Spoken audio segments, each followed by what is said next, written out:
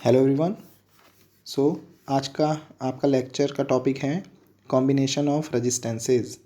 इसमें हम देखेंगे different types of combination of resistances, then इन सभी को हम सॉल्व करेंगे। तो स्टार्ट करने से पहले सबसे पहले हम फॉर्मूला लिख लेते हैं। You know that when two resistance are in series, अगर दो रेजिस्टेंसेस आपके कैसे हों, सीरीज़ में हों, like this R1 and R2, और ये ए और बी पॉइंट के बीच कनेक्ट हों, और आपको निकालना हो equivalent resistance between points A B. तो देखिए इसमें क्या होगा, आपका करंट अगर आप फ्लो कराओगे ए से बी तो दोनों रेजिस्टेंसेस में करंट क्या जाएगी, सेम जाएगी। तो this is the basic concept that अगर दो रेजिस्टेंसेस में करंट सेम जाती है या ज़्यादा भी हो सकते हैं तो वो सभी किस में होते हैं, सीरीज़ में। Then you have to calculate the equivalent resistance between point A B.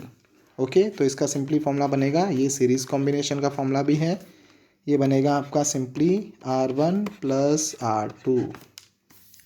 Then see second combination होता है आपका इन शॉर्ट पैरेलल कॉम्बिनेशन।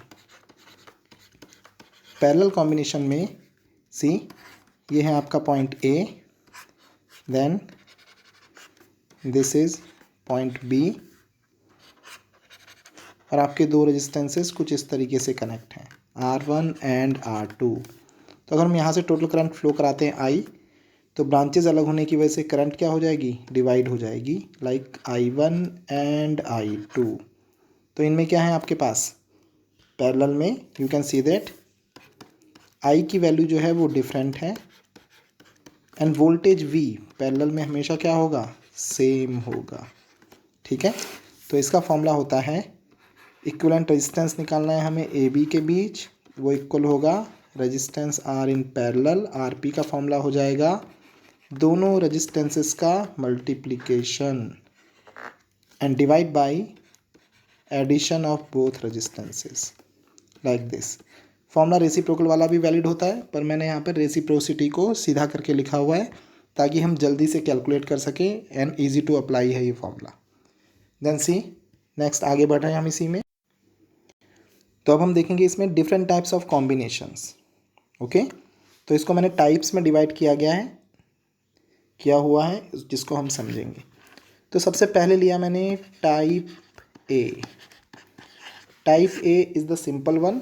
ठीक है, सिंपल कॉम्बिनेशन होगा ये आपका रेजिस्टेंसेस का इन सीरीज एंड पैरेलल। तो इसको समझते हैं। तो ये देखिए, ये लिया मैंने ए पॉइंट, न्यूमेरिक वैल्यू हम यूज़ कर रहे हैं लाइक 2 ओम। देन आगे यहाँ पे लिया है मैंने सेकेंड रजिस्टर जो कि 4 ओम का है।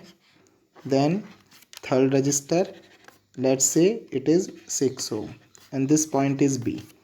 तो हमें क्या निकालना है, हमें निकालना है equivalent resistance between A B. अब देखिए इक्विवेलेंट रेजिस्टेंस क्या होता है।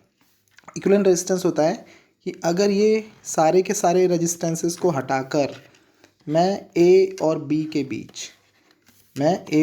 बीच केवल एक ही रेजिस्टेंस कनेक्ट करूं, ठीक है, तो उस रेजिस्टेंस को हम कहते हैं इक्विवेलेंट रेजिस्टेंस, जो कि इन तीनों रेजिस्टेंस की तरह काम करता है। ठीक है, या उसी की सेम वैल्यू को ऑक्यूपाई करता है। तो इसको हम जनरली आर ए बी से रिप्रेजेंट करते हैं। ठीक है, अब देखिए हम इसको सॉल्व कर रहे हैं। सी, तो डायग्राम में इसमें देखो साफ पता चल रहा है कि कौन सी ब्रांचेस पैरेलल में है एंड कौन सी सीरीज में। सी, यहाँ से आया आपके पास टोटल करंट, ये डिवाइड हो गया like this I1 and I2 इस तरीके से। तो डिफरेंट करंट ब्रांच वाले किस में होंगे आपके पास, पैरेलल में। So we can write since 4 ohm and 6 ohm are in parallel. Okay, और इस पैरेलल कॉम्बिनेशन का हमने माना है, इसको माना है कि R डैश आ रहा है इनको सॉल्व करके। तो R डैश की वैल्यू कितनी हो जाएगी, R डैश की वैल्यू हो जाएगी simply 4 × 6 divide by 4 + 6। Okay, then 4 × 6 हो गया आपका 24 एंड डिवाइड बाई 4 + 6 हो गया 10। तो आंसर आ गया 2.4 ओम। अभी 2.4 ओम कनेक्ट कहाँ पे होगा, यही सबसे ज़्यादा इंपॉर्टेंट है। तो देखो हमने इन दोनों को सॉल्व करके 2.4 ओम निकाला है, तो इन दोनों को हम हटा देंगे यहाँ से। ठीक है, इन दोनों को हम हटा देंगे, और यहाँ पर इन दोनों को हटाने के बाद इसकी जगह पर 2.4 ओम को हम कनेक्ट करेंगे तो सर्किट डायग्राम आपका रिड्यूस हो जाएगा और ये दिखेगा कुछ ऐसे। सी यहाँ पर था आपका कितना 2 ohm, as you can see above 2 ohm था और उसमें आर डैश को हमने सीरीज़ में कनेक्ट किया है। तो ये था आपका 2 ओम एंड यहाँ पर इसके साथ 4 एंड 6 को हटा के आर डैश इक्वल टू 2.4 ओम को हमने कनेक्ट किया है। देन अब फिर से करंट फ्लो कराएंगे। तो जब फिर से आप करंट फ्लो कराओगे तो साफ पता चल रहा है दोनों ब्रांचेज में सेम करंट जा रही है। दैट मीन्स दोनों किस में होंगे 2 ओम एंड 2.4 ओम, ये होंगे सीरीज़ में, आर इन सीरीज़। ओके, तो इसका इक्विवेलेंट रेजिस्टेंस हमने क्या माना, आर ए बी होता था। तो आर ए बी आ गया आपका, सिंपली एडिशन होगा 2 + 2.4, तो आंसर आ गया आपका 4.4 ओम। तो ये था आपका टाइप 1 का क्वेश्चन। अब देखो ये दोनों हट जाएंगे तो यहाँ पर क्या बचेगा, केवल पॉइंट ए बचेगा एंड पॉइंट बी बचेगा और इन दोनों के बीच आर ए बी कनेक्ट हो जाएगा। तो इक्विवेलेंट रेजिस्टेंस का मीनिंग क्या होता है, मल्टीपल रेजिस्टेंसेस को रिमूव करके, ओके, मल्टीपल रेजिस्टेंसेस को रिमूव करके अगर आप केवल एक सिंगल रेजिस्टेंस कनेक्ट करो तो उसी को हम कहते हैं इक्विवेलेंट रेजिस्टेंस। तो ये था हमारा type A B normal combination. इसमें क्या होता है, इसमें आपको सीरीज़ और पैरेलल बहुत ही ईजिली दिखता है कि कौन सा रेजिस्टेंस सीरीज़ में है एंड कौन सा पैरेलल में है। अब देखते हैं हम टाइप बी। ठीक है, तो देखिए टाइप बी में आपको in general series and parallel साफ साफ नहीं दिखेगा, तो हम इसके लिए रिड्यूस डायग्राम बनाते हैं टाइप बी। ओके, तो देखिए ये मैंने बनाया है। हमने कहा फर्स्ट ये पॉइंट ए हो गया, ये पॉइंट बी हो गया, एक रेजिस्टेंस लिया मैंने 2 ओम, यहाँ आ गया, ये रेजिस्टेंस आ गया 4 ओम, देन ये आ गया आपके पास 6 ओम। ये आपका टाइप बी का पार्ट है। ओके, देन सी हमने कहा एक ब्रांच हमने यहाँ से यहाँ बना दी लाइक दिस और एक ब्रांच हमने बना दी यहाँ से यहाँ। Okay, then in this case type B में आपको करंट फ्लो कराने की अब ज़रूरत नहीं है, वहाँ से नहीं बताएंगे। तो देखिए अब आपको लग रहा होगा कि 2, 4 एंड 6 एक सीधी सीधी ब्रांच में है, पर ऐसा नहीं है। अब हम इसको डायग्राम को क्या करेंगे, रिड्यूस करेंगे। ठीक है, एक ऐसे डायग्राम में रिड्यूस करेंगे ताकि आपको सीरीज़ और पैरेलल साफ साफ दिखे। तो देखिए इसको करने का तरीका सी, तो अगर आपका ये वाला पॉइंट ए है तो ये वाला पॉइंट भी क्या होगा, ए होगा। अब देखो ए पॉइंट यहाँ कैरी फॉरवर्ड हो सकता है, तो ये पॉइंट भी क्या हो गया आपका ए। अब ए वाला पॉइंट ना तो राइट जा सकता है ना ही लेफ्ट जा सकता है, तो ये यहाँ पे स्टॉप हो गया। Then this point is B, then this is also B. B point भी आपका इधर कैरी हो सकता है, तो ये वाला पॉइंट भी बी हो गया। अब बी भी आपका ना तो लेफ़्ट जा सकता है और ना ही राइट। अब हम ए और बी को फिर से रीराइट कर रहे हैं, तो ये लिखा मैंने ए और ये लिखा मैंने बी। ओके, अब देखिए 1 बाय 1 हम इसको सॉल्व कर रहे हैं। तो देखिए किस तरीके से सॉल्व कर रहे हैं, सी। देन सबसे पहले देखिए ए एंड बी के बीच कनेक्ट है 2 ओम, तो हमने एक ब्रांच ली एंड ए एंड बी के बीच कनेक्ट किया 2 ओम। देन यहाँ पे देखिए ए एंड बी के बीच 4 ओम भी कनेक्ट है बट डिफरेंट ब्रांच से। तो देखिए मैंने डिफरेंट ब्रांच ली है और ए और बी के बीच कनेक्ट कराया है 4 ohm. Okay, then C A and B के बीच 6 ओम भी कनेक्ट है बट डिफरेंट ब्रांच से। देन ए एंड बी के बीच 6 ओम लिया है बिल्कुल डिफरेंट ब्रांच से और इसको भी हमने आपस में कनेक्ट करा दिया। Now you can easily see that, now ये जो सर्किट डायग्राम है इसमें आप देख सकते हो कि 4 ओम, 2 ओम एंड 6 ओम आपस में कैसे हैं, पैरेलल हैं तीनों। देन हम सीधे सीधे फॉर्मूला लगा रहे हैं कि 1/RAB इक्वल टू हो गया 1/R1 plus 1/R2 and plus 1/R3। Okay, then further solve कर रहे हैं। Then it simply becomes, LCM लोगे आप तो ये बनेगा 12। देन ये आ गया आपके पास 1/RAB। ओके, ये आ गया आपके पास 4 × 12, 2 × 12 एंड 6 दूनी 12। ओके, तो ये हो गया 6, 7, 8, 9, 10, 11 एंड अपॉन में 12। रेसिप्रोकल करोगे देन RAB मिला आपको 12/11 ओम। ठीक है, तो इस क्वेश्चन की खासियत क्या है, इसमें हमने, ध्यान से देख रहे हैं आप, इसमें हमने सर्किट डायग्राम को रिड्यूस किया और एक ऐसी फॉर्म में लिखा जिस फॉर्म में हमें ईजिली पता चल सके कि ए और बी के बीच सारे के सारे रजिस्टर जो हैं वो किस ओरिएंटेशन या किस फॉर्म में कनेक्ट हैं, सीरीज़ में है या पैरेलल में है। डायरेक्टली आपको जनरली ये नहीं दिखेगा। देन सी नेक्स्ट वन। अब देखो इसी का एक और एग्जांपल करते हैं, देखिए इससे समझिए। Another one, example number 2। तो ये हमारे पास सर्किट डायग्राम है लाइक दिस। ऐसा ही सेम सर्किट डायग्राम बना रहा हूँ मैं, पर थोड़ा सा अलग। एंड सी, ये हो गया आपका first resistance, second resistance and third resistance. तो हमने कहा let's say this one is 2 ओम, 4 ओम, ये 8 ओम ले लिया है मैंने। और इस बार देखो ऊपर वाली ब्रांच में मैंने यहाँ पे कनेक्ट कराया रेजिस्टेंस 6 ओम का, यहाँ पर लाइक दिस। इस सर्किट में इसकी खासियत क्या है, ये पहले वाले से थोड़ा सा डिफरेंट होगा, उसी को हम समझेंगे। और दूसरे वाले को मैंने यहाँ पे शॉर्ट सर्किट किया है बी पॉइंट के साथ। इसमें पहले वाले में अंतर क्या है वो भी आपको क्लियर हो जाएगा। But this question is also, इसको भी हम रिड्यूस करेंगे पहले सिंपल फॉर्म में, फिर सॉल्व करेंगे। देखिए, देन इन दिस केस हमें निकालना है equivalent resistance between point A B. तो अगेन सी, ये वाला पॉइंट ए है तो ये वाला पॉइंट भी क्या होगा आपका, ए होगा।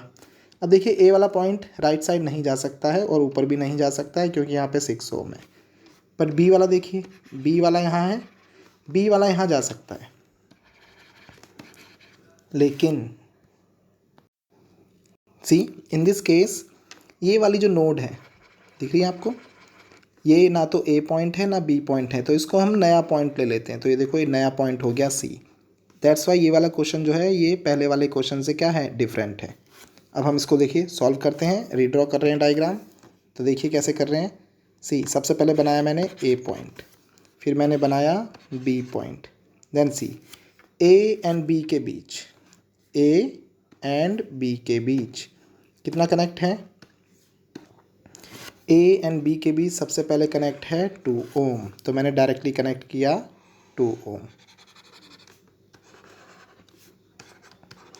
देन अब यहाँ पर बी एंड सी, ओके। तो देखो बी एंड सी, सी नया पॉइंट है तो मैंने सी नए पॉइंट को यहाँ पर दिखाया, this one is the new point C. Now here B and C, B and C के बीच है 4 ओम, तो मैंने यहाँ पे बी एंड सी के बीच 4 ओम को कनेक्ट किया, कुछ ऐसे। देन तो ये भी सॉल्व हो गया हमारा। देन बी एंड सी के बीच 8 ओम भी है बट अनदर ब्रांच से, तो ठीक है मैंने यहाँ पे एक और ब्रांच निकाली एंड बी एंड सी के बीच आपका 8 ओम है, उसको भी हमने कनेक्ट किया। देन 8 ओम भी सॉल्व हो गया। अब बचा ये वाला 6 ओम। 6 ओम किस किस पॉइंट के बीच है, ये है आपका ए पॉइंट एंड सी पॉइंट के बीच। तो ये रहा हमारा ए पॉइंट और ये हो गया हमारा सी पॉइंट, और इनके बीच क्या कनेक्ट है, 6 ओम। तो ये आपका सर्किट डायग्राम क्या हो गया, रिड्यूस हो गया। अब हम इसको सॉल्व कर रहे हैं, देखिए। तो देखिए यहाँ पे 4 ओम एंड 8 ओम ये आपस में किस में है, पैरेलल में। तो इसको मैंने क्या माना, इसको मैंने आर डैश माना।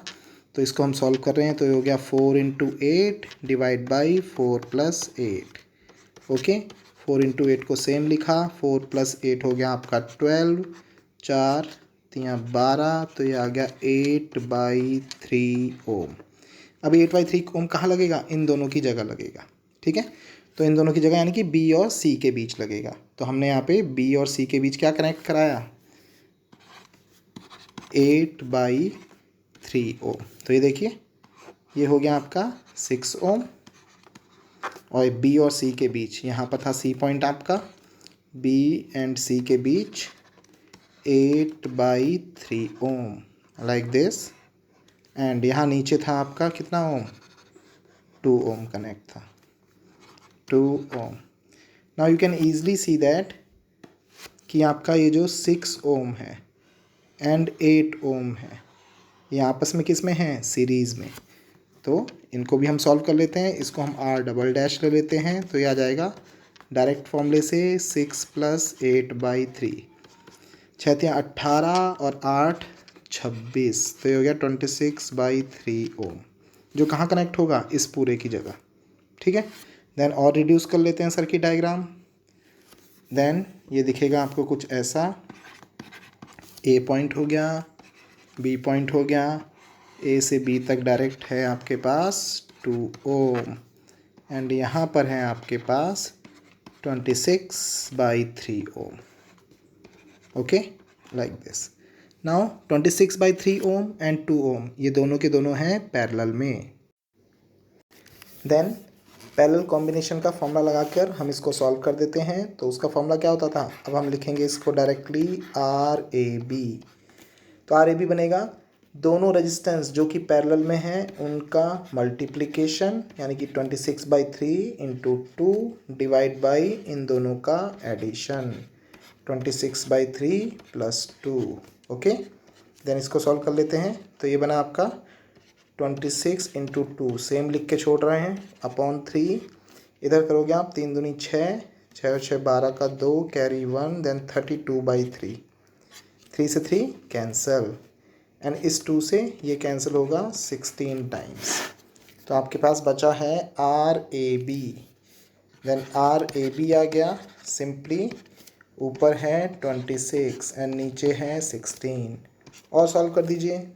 तो ये बनेगा 13, 2 से कैंसिल होता है बाई 8 ओम. ओके, तो ये आ गया आपका equivalent resistance between point AB.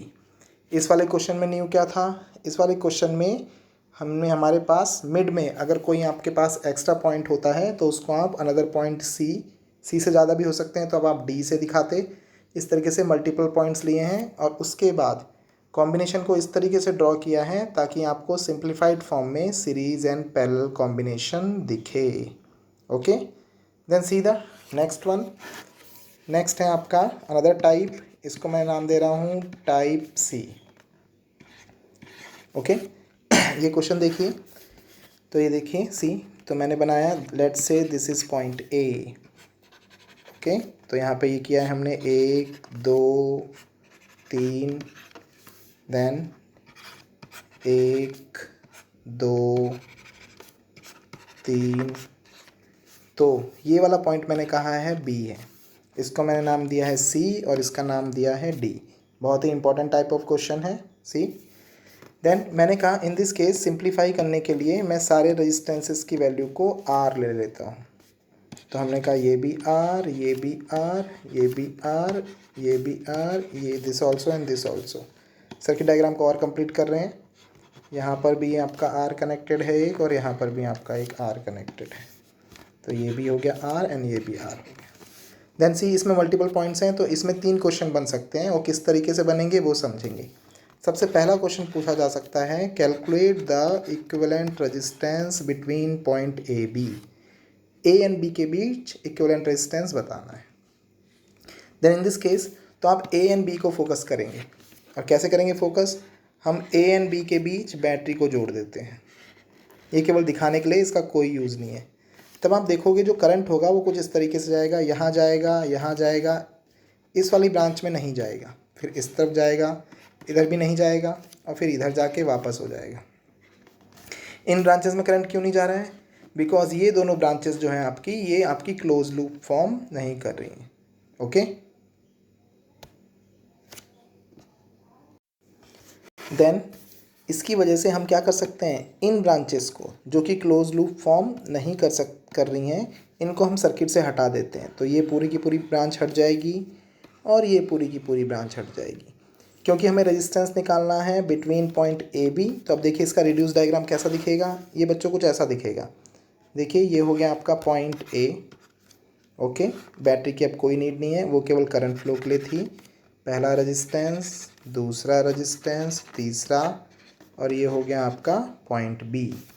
Okay, यहाँ से करंट आया इधर, एक रेजिस्टेंस यहाँ पर है, फिर इधर चला गया, एक रेजिस्टेंस यहाँ है और फिर ये वापस चला गया, एक रेजिस्टेंस यहाँ है और इन सभी की वैल्यू भी R है. Now you can see easily कि this R and this R, ये तीनों के तीनों R, इन तीनों में सेम करंट फ्लो हो रहा है. दैट मीन्स ये तीनों के तीनों किस में हैं, सीरीज़ में. जब इन तीनों को आप सीरीज़ में सॉल्व करोगे तो इन तीनों को हटाकर आप एक सिंगल रेजिस्टेंस लगा सकते हो. तो R plus R plus R, इन तीनों को हमने R डैश माना, ऐड किया तो इसका आंसर आएगा 3R. तब फिर से रिड्यूस कर दीजिए सर्किट, तो ए मिला आपको, देन यहाँ पर है first R, then here is second R, then यहाँ पर है आपका थर्ड वन आर, और ये हो गया आपका पॉइंट बी। एंड इन दोनों के बीच यहाँ पर आपका एक रेजिस्टेंस आया है आर डैश, सॉल्व करके 3R। Now see 3R and R, ये दोनों किस में दिख रहे हैं? ये दोनों हैं आपके पास पैरेलल में। तो हम सॉल्व कर देते हैं आगे। वी नो दैट पैरेलल में सॉल्व करने का तरीका, R डबल डैश लिया है, ये हो जाता है आपका दोनों रेजिस्टेंसेस का multiplication, then R into 3R upon दोनों का एडिशन। ओके, देन सी ऊपर हो गया आपके पास 3R स्क्वायर एंड अपॉन में बना है 4R, R से R cancel, then R double dash कितना आ गया? R डबल डैश आ गया आपके पास 3/4R। और ये कनेक्ट कहाँ पे होगा? सबसे इम्पोर्टेंट, इन दोनों को हटा के, इन दोनों के बीच इन पॉइंट्स पे, यहाँ पर और यहाँ पर 3/4R कनेक्ट हो जाएगा। तो डायग्राम दिखेगा आपको कुछ ऐसे, R देन सीरीज़ में कनेक्ट होगा 3/4R और इसके साथ लास्ट वाला R लाइक दिस।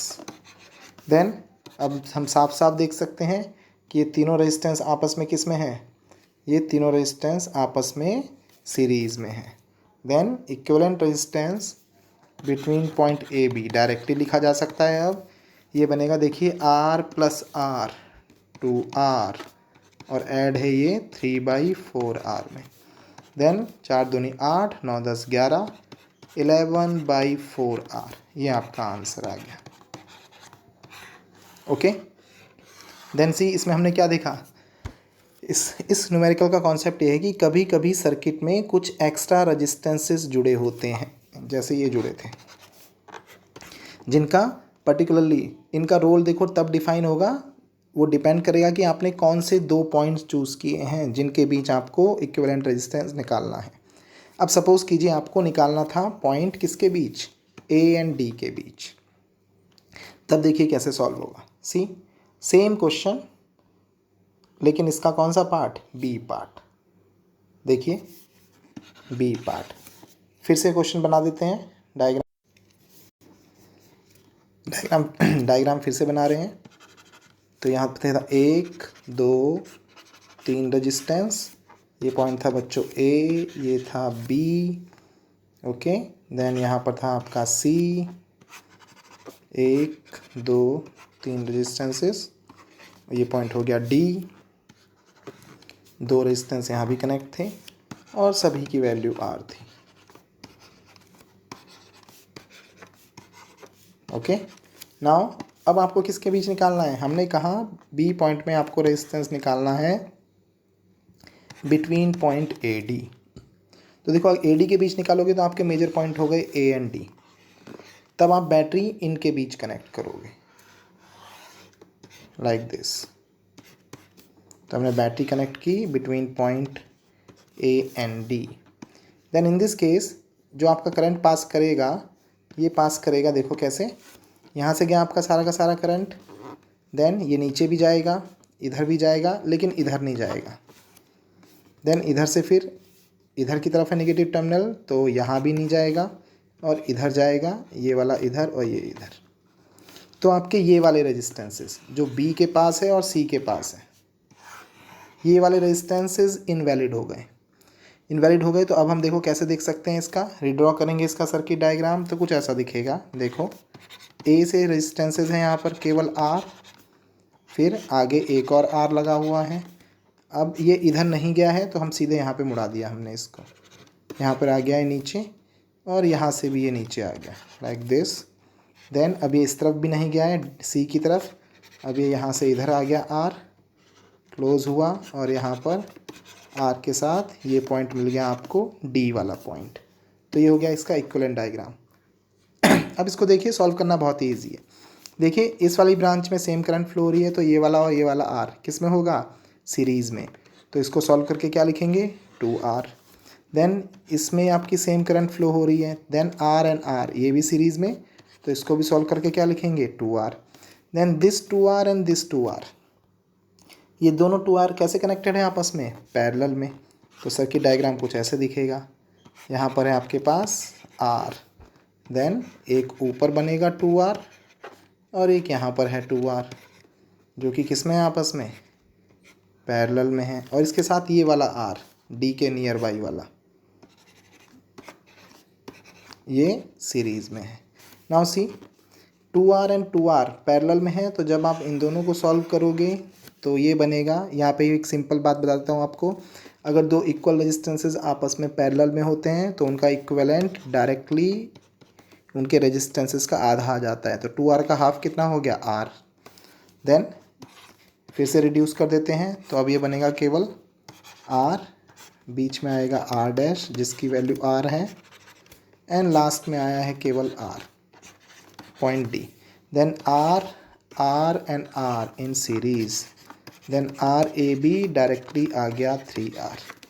अब आप अंतर देख सकते हो, जब हमने इक्विवेलेंट रेजिस्टेंस निकाला था बिटवीन पॉइंट AB, तो AB की वैल्यू क्या आई थी, ये आई थी 11/4R।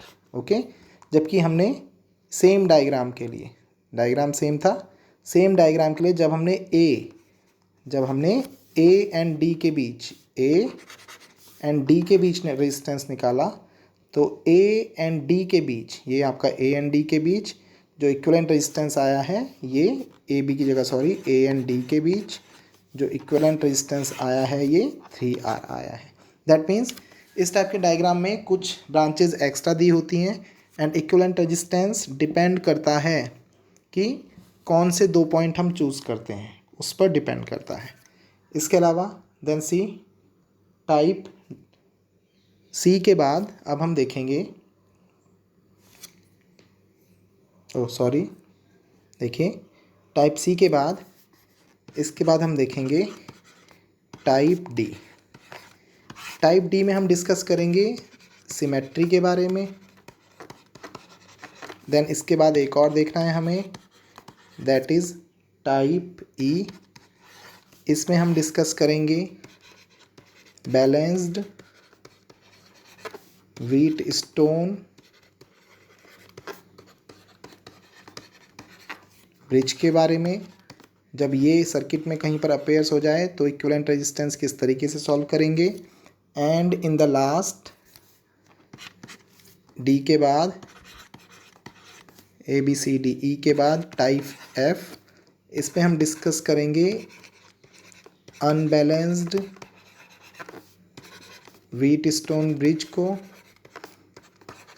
इसमें इक्विवेलेंट रेजिस्टेंस कैसे सॉल्व करते हैं। And in the last type CDEF के बाद G, इसमें हम कोई भी रैंडम सर्किट डिस्कस करेंगे जिसको जनरली सॉल्व किया जाता है KVL एंड KCL का यूज़ करके।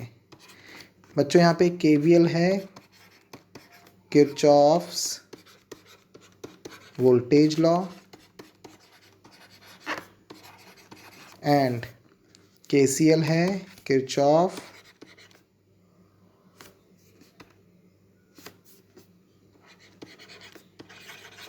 Current law. ओके, तो ये सारी चीज़ें करने से पहले सबसे इम्पॉर्टेंट पार्ट आपको जो समझना है वो समझना पड़ेगा सर्किट के लिए Kirchhoff voltage and Kirchhoff current law. That means in the next lecture हम सबसे पहले स्टडी करेंगे Kirchhoff voltage law and Kirchhoff current law की। उसके बाद हम डिस्कस करेंगे सिमेट्री वाले, इक्विवेलेंट रेजिस्टेंस, बैलेंस व्हीटस्टोन वाले, देन अनबैलेंस व्हीटस्टोन वाले, एंड कुछ रैंडम सर्किट भी। Okay, so this is the part 1 of the combination of resistance. Part 2 के लिए stay tuned. Okay, thank you.